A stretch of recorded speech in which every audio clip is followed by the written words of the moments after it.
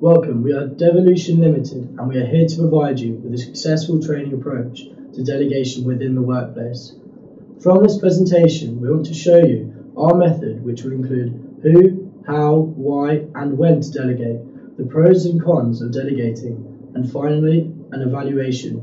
We hope our method presents a clear understanding of this issue and how it's best to resolve it. Thank you. From this training video, we want you to have gained knowledge of these learning outcomes.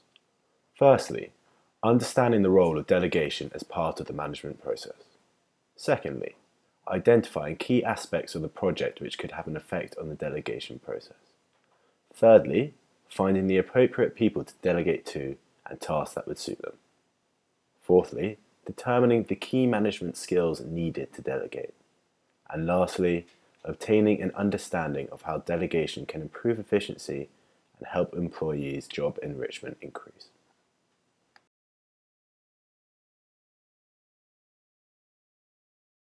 This is an observation of a manager who is opposed to delegating, as they have a "I can do it myself" attitude.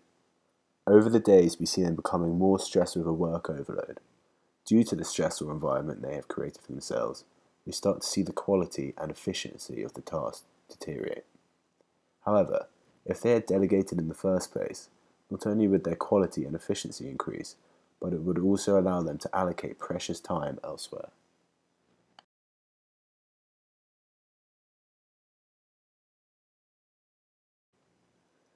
There are many benefits to delegation in the workplace, and we have chosen what we consider to be one of the most advantageous for the company, and that is motivating the worker.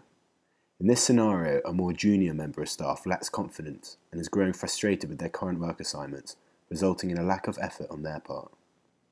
The personnel manager notices this issue, and at this point they have a number of ways to resolve it, one of which being the chance to delegate some of their work down to this individual in an attempt to build their job enrichment and satisfaction, in the aim to, in turn, increase their work quality and efficiency.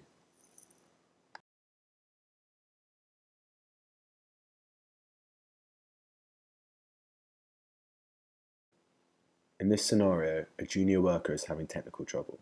The manager sees this and analyses the situation, and then consults the IT technician on the task, in turn delegating some of the workload away from the employee and to the IT expert.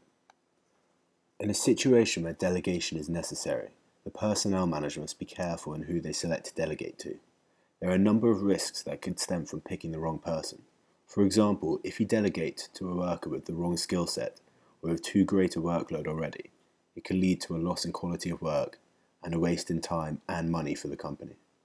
Instead, when delegating, managers can allocate tasks that match the member of staff's personality traits and working preferences, and this can be tested through the MBTI test. It is also important to take past experience into account so as to select the most astute worker suited to the role.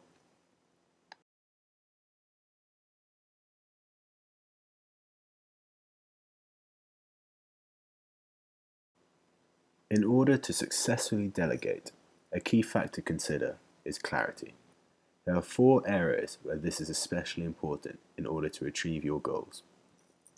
Firstly, there is clarity of the objective in consideration.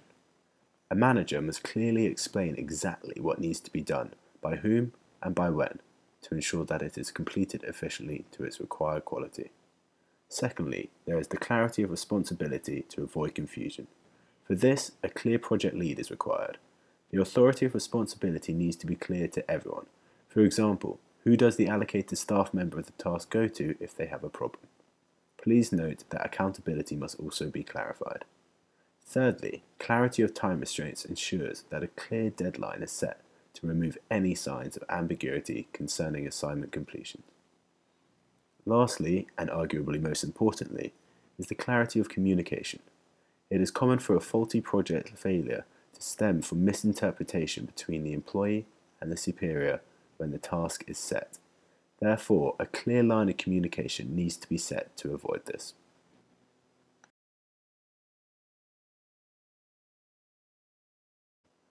In regards to delegation, evaluation is important as you are identifying whether or not the act of delegation is proved successful or not. If it has worked, then all that is left to do is monitor the worker and their results at a later date to ensure that their output is constant. However, if your active delegation has ended up not having the desired outcomes, then there is always opportunities for redelegation because not every skill can be suitably assessed to a sufficient level, meaning mistakes can be made and the delegation process can end up not being as effective as previously anticipated. Not only this, but as time passes, other employees enter the frame and current employees gain new skills. This could render the current allocated member of staff deficient in comparison to these new candidates. In this occurrence, a simple reconsideration of a previous active delegation can take place, potentially resulting in a withdrawal and reallocation of the original role.